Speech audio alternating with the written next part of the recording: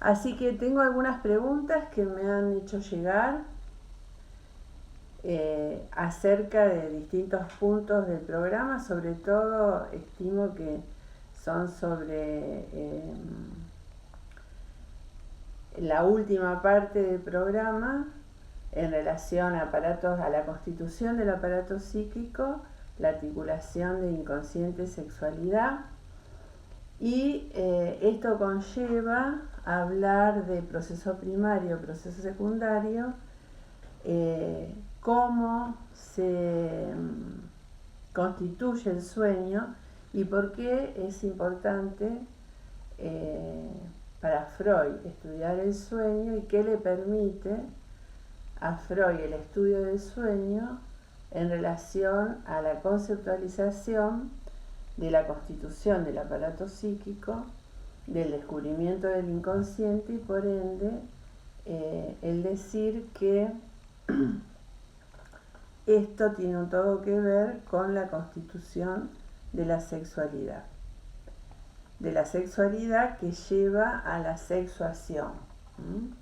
Él va a plantear que no nacemos con una identidad sexual, sino que este es un camino de constitución que no necesariamente condice con el sexo que tenemos biológicamente. Y vamos a ver vamos a intentar ver cómo la constitución del psiquismo tiene todo que ver con la constitución de la sexuación.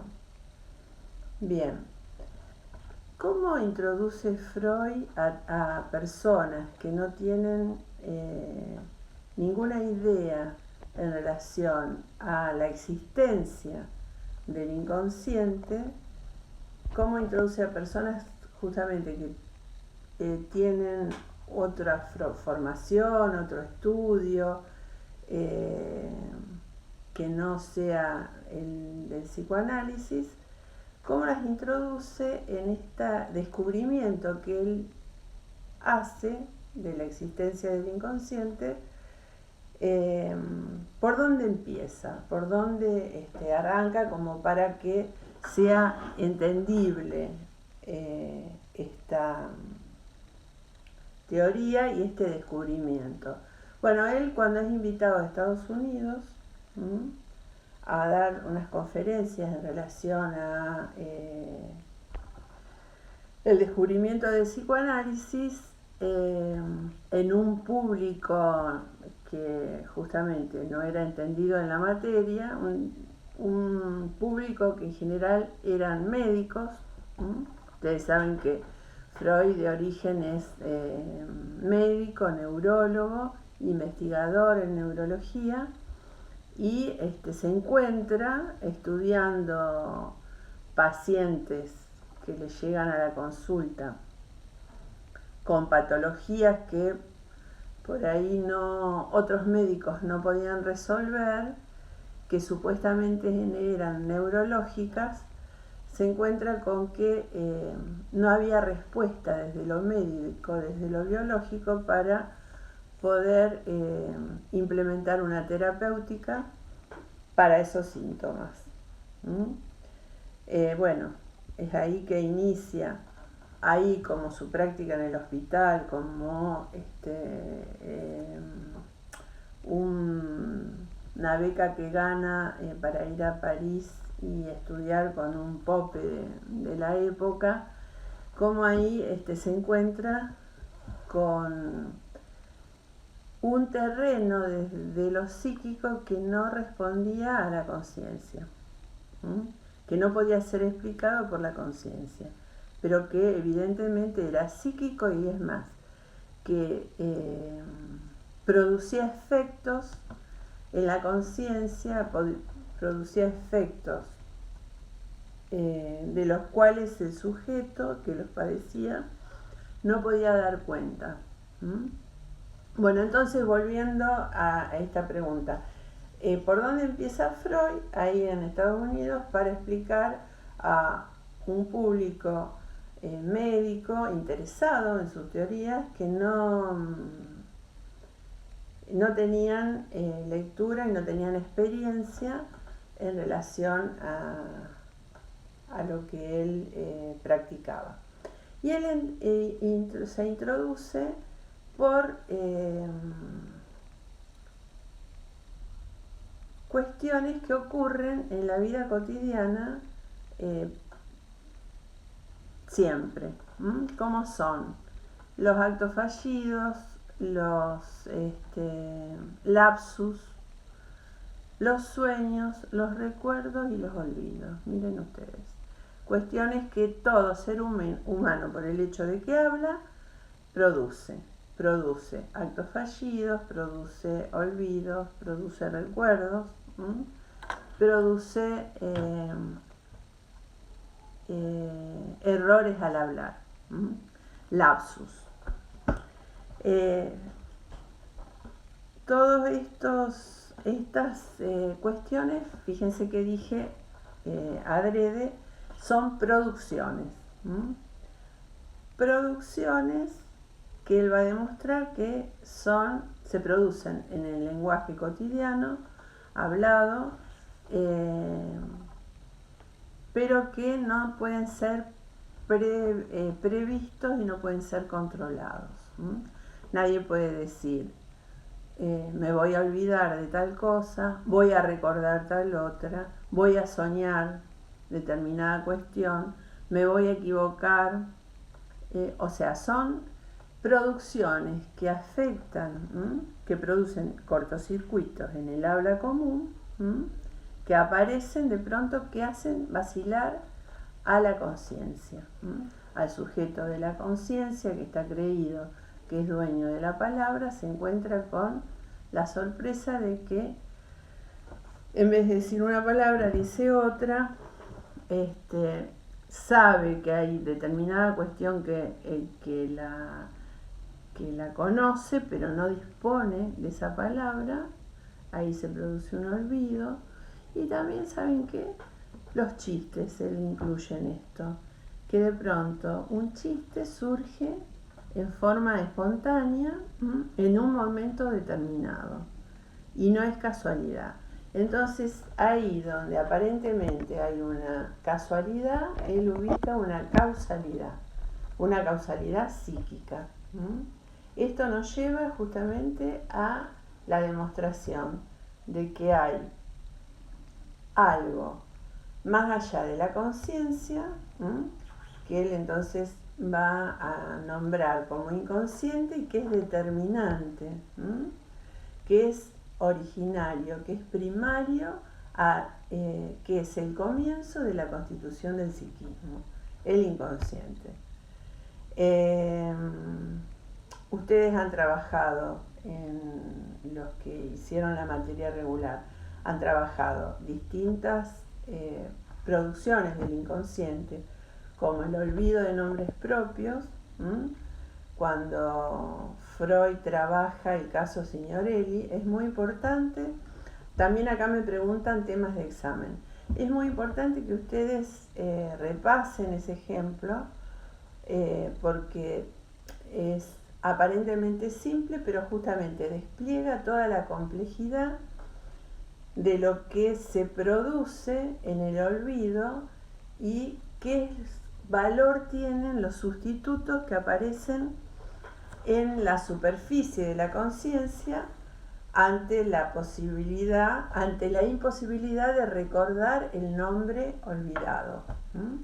Entonces, Freud quiere recordar un nombre que lo conoce muy bien, que es el nombre de un pintor, está hablando con un compañero de viaje y quiere recordar ese nombre de ese pintor, y en lugar de ese nombre surgen otros dos nombres. Ahora, él se da cuenta, es consciente de que esos dos nombres que se le ocurren no son el nombre olvidado. Sin embargo, esos dos nombres insisten. Insiste, quiere decir, él quiere recordar el nombre del que está hablando, pero en lugar de ese surgen otros dos.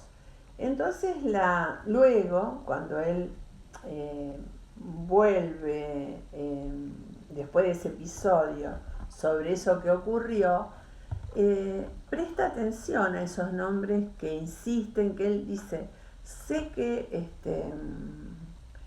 no son, sé que son falsos, pero insisten. Entonces, esos nombres me están diciendo algo. Me están diciendo de alguna manera especial esto que olvidé. Entonces, inicia a través de esto que aparece en la superficie, que son los nombres olvidados, que son los nombres sustitutos, podemos decir, del nombre olvidado, analizando esos dos nombres, y ahí despliega ese esquema que ustedes tienen en los apuntes o en el libro, que recomiendo que vuelvan sobre eso, porque explicando eso están explicando la constitución del aparato psíquico en parte. ¿Se dan cuenta? Por lo menos la estructura. Esos dos nombres olvidados tienen, al modo, va a decir Freud, del jeroglífico, partes del nombre olvidado.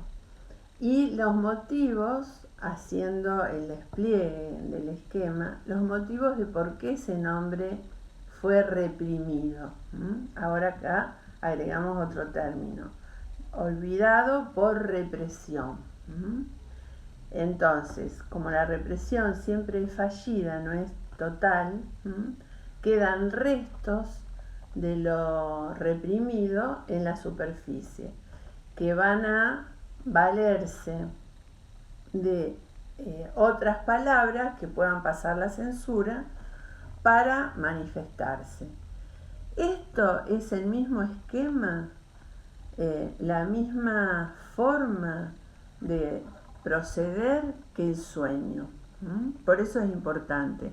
O sea, en chiquito ustedes, con este ejemplo de Signorelli, que es Olvido de nombres propios, primer capítulo del libro, las producciones del inconsciente, psicopatología de la vida cotidiana, así se llama el libro de Freud, el primer capítulo, Olvido de nombres propios. En ese ejemplo, en forma reducida, él está dando todas las pautas de la constitución del sueño y también de cómo funciona el aparato psíquico. Por eso, si ustedes pueden hablar, por ejemplo, tomando como tema, empiezan con el caso Signorelli, pueden explicar la constitución del aparato psíquico. O también hablar de los sueños. ¿Por qué? Porque va a decir Freud, nosotros del sueño que tenemos, otra formación del inconsciente, otra producción del inconsciente. Lo que tenemos del sueño es el relato del sueño. Es cuando alguien dice, me acuerdo que soñé, y hace un relato. Un relato que siempre tiene la incomodidad de que no es exactamente eso lo que soñó, hay partes que se olvidó, hay partes que están confusas. Sabe que no es el sueño mismo soñado, pero es lo que hay en la superficie. A eso Freud lo va a llamar contenido manifiesto. Con el análisis de ese contenido, con las asociaciones que se producen, va a recuperar el contenido latente. Es el mismo procedimiento de Boltraffio Botticelli, que son los dos nombres sustitutos del nombre olvidado, que quedó reprimido. Es el mismo procedimiento de el análisis de la interpretación del sueño, ¿no? Tengo el contenido manifiesto, a través de las asociaciones voy recuperando ese contenido latente. en el caso del olvido de Signorelli sería Signorelli, ¿no? En el caso del sueño, contenido manifiesto, recupero el contenido latente. Pero, ¿qué va a ser lo importante? ¿Recuperar el contenido, el Signorelli o el contenido latente? Va a preguntar Freud.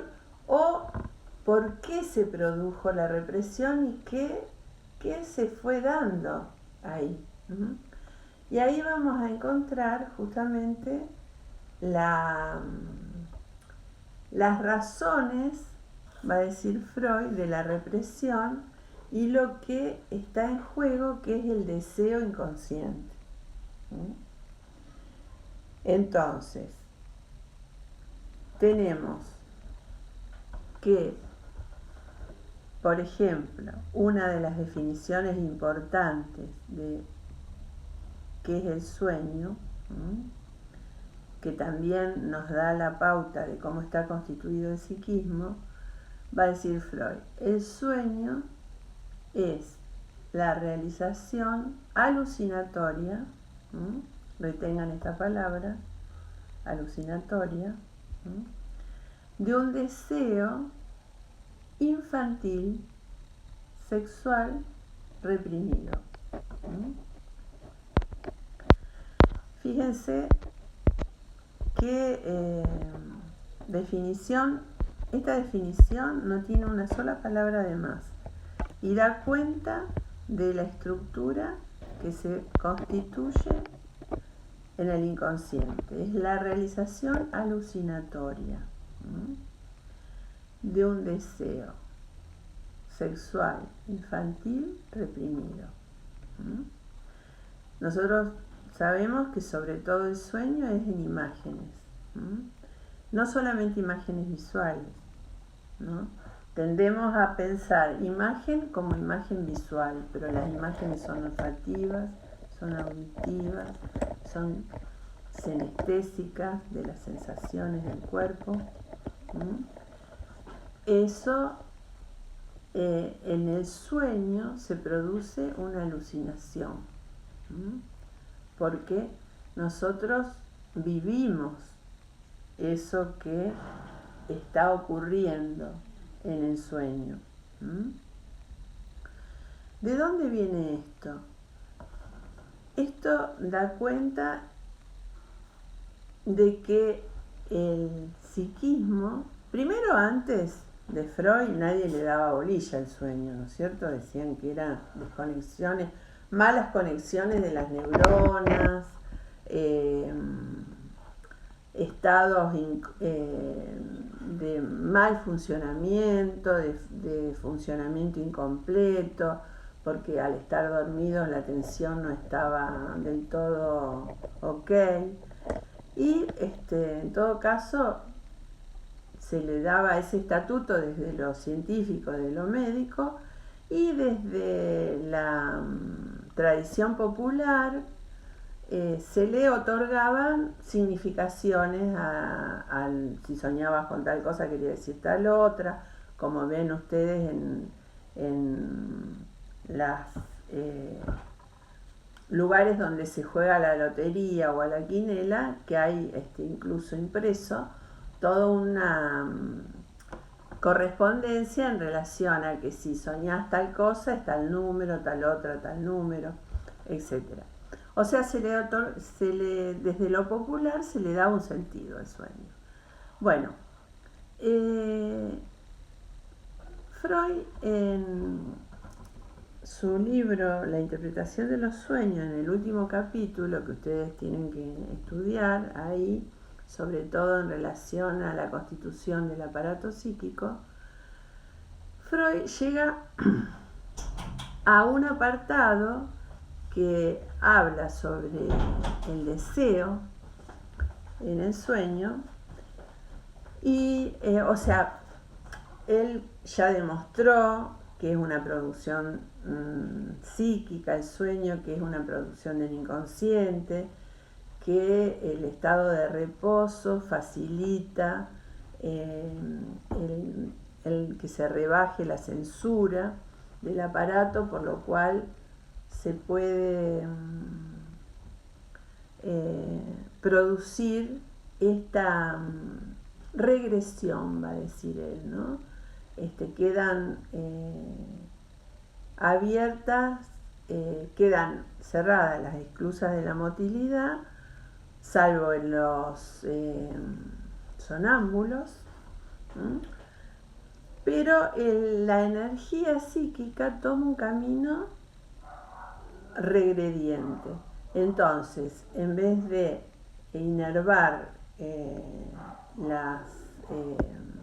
el movimiento, va a tomar un camino para atrás regrediente y va a cargar las huellas de percepción. Por eso, lo que se produce son las alucinaciones en el sueño. Nosotros en el sueño sentimos, vivimos las escenas del sueño.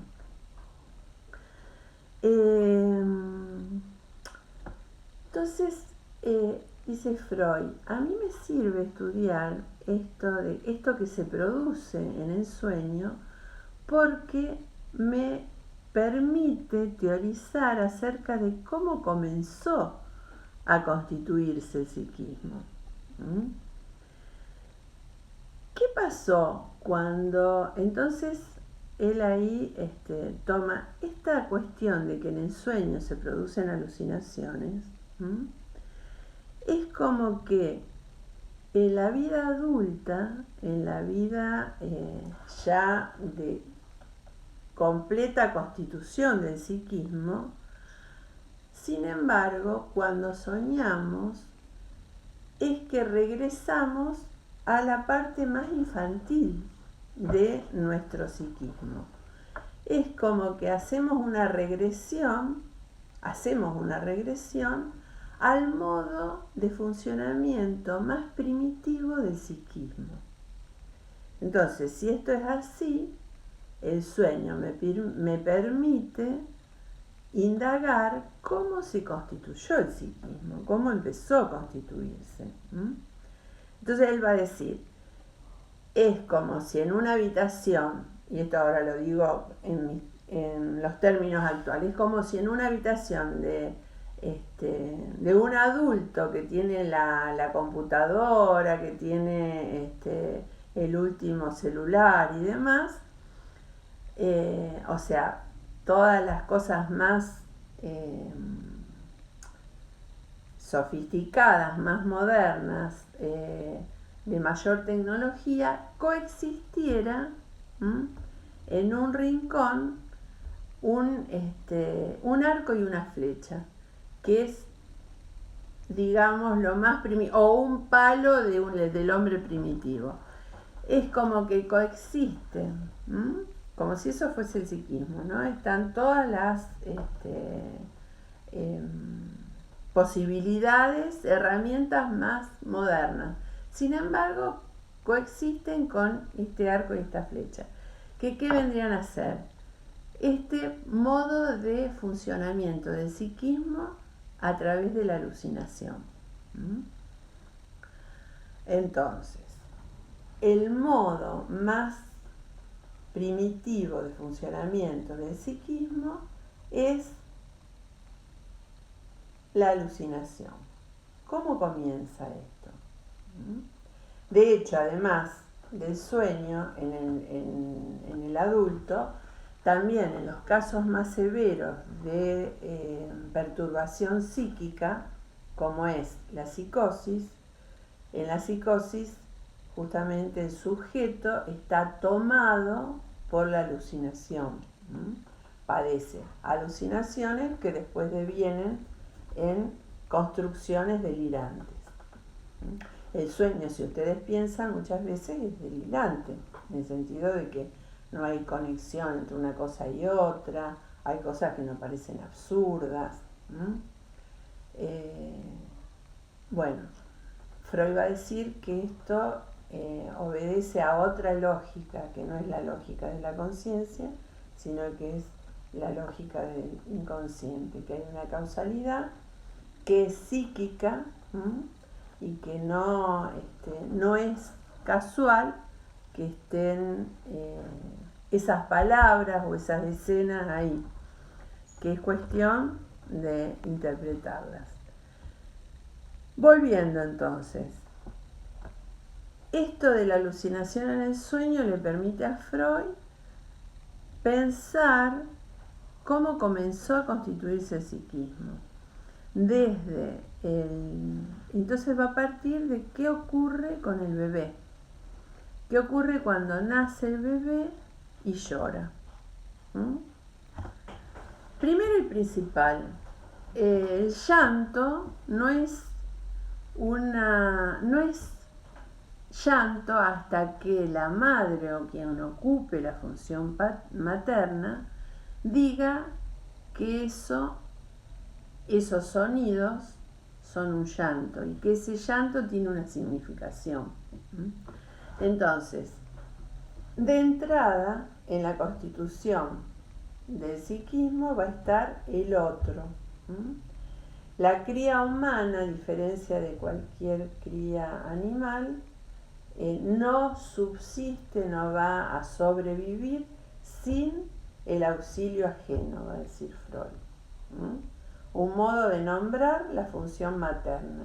Y digo a propósito, función materna y no madre biológica, porque quien ocupa la función, que es una función simbólica, es quien puede dar palabras, dar interpretación a esa cría, y lo digo a propósito, cría humana que está ahí llorando, que se le otorga, se le dice que está llorando porque, y ahí viene la interpretación, llora porque tiene hambre, ahora no, ahora llora porque está sucio, ahora llora porque está incómodo.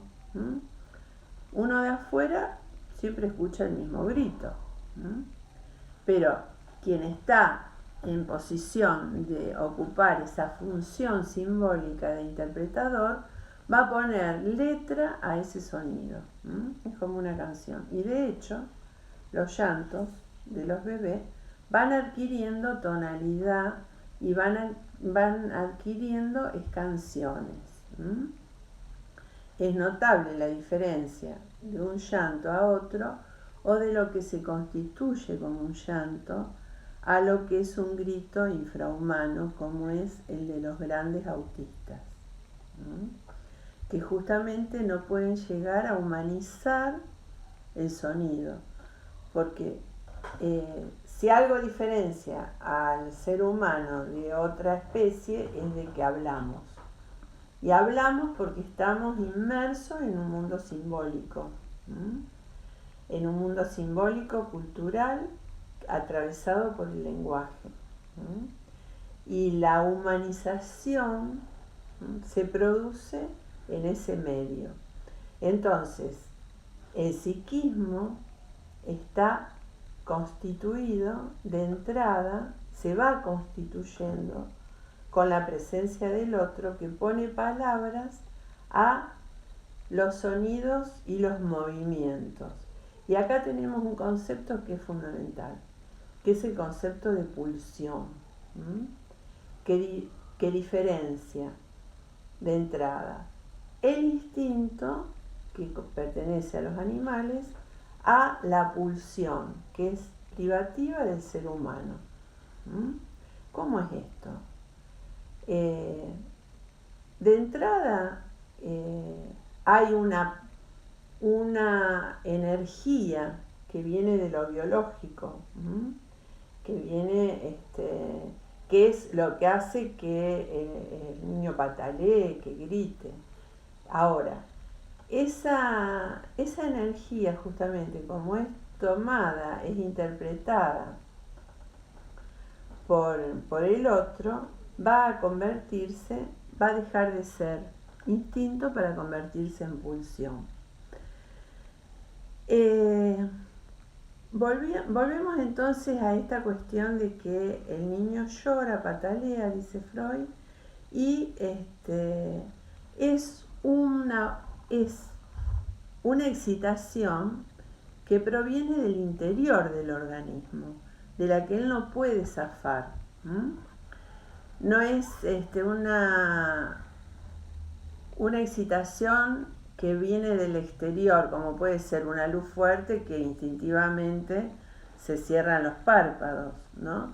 Sino que es una excitación de adentro del organismo que solo puede ser calmada, solo puede ser saciada por otro. Entonces, el auxilio ajeno, la función materna, que la puede perfectamente ocupar también un nombre, función simbólica, no es madre biológica. Esto es muy importante a tener en cuenta. Entonces, satisface esa necesidad, y de esa satisfacción, dice Freud, queda una marca, queda una huella. A eso se llama huella de sensorial. Queda una marca que una vez más vuelta a repetir, otra vez que tenga hambre, el camino más corto va a ser cargar esa huella, o sea, alucinar. Ahí se produce la primera alucinación, el primer acto psíquico, y va a aparecer el chupeteo. Siempre y cuando hubo un anterior satisfacción y lectura y acunamiento y contención de la función materna, va a poder haber chupeteo, o sea, esa boca se va a erogenizar. Y ahí tenemos el primer acto psíquico, la primera constitución del primer formación del psiquismo, la primera huellas de percepción que van a ir constituyendo el inconsciente. Bueno, creo que esto acá tienen articulado el primer acto psíquico, porque decimos que en la vida adulta hay, en los sueños vemos aparecer el comienzo del psiquismo. ¿Cómo comienza el psiquismo? ¿Por qué? ¿Por qué entonces a esto lo vamos a nominar como sexual? Porque hay una satisfacción que no es meramente una satisfacción de la necesidad. Cuando el niño se chupetea sus propios labios, cuando se chupetea el dedo, ahí está produciendo una satisfacción que es erógena, que por supuesto después va a llorar porque va a necesitar el alimento, pero ahí en ese chupeteo comienza a constituirse una boca que no es la boca de la necesidad, que no es la boca de justamente del autista. El autista es un niño que se babea, que tiene la lengua afuera, que no puede, justamente no ha podido chupetear, no ha podido erogenizar su boca, porque las vicisitudes de la constitución primaria no se lo ha permitido. Bueno, creo que hoy podemos dejar acá en relación a articular esta cuestión del inconsciente, la sexualidad, y el proceso primario justamente ubica esta cuestión, las huellas de percepción, la identidad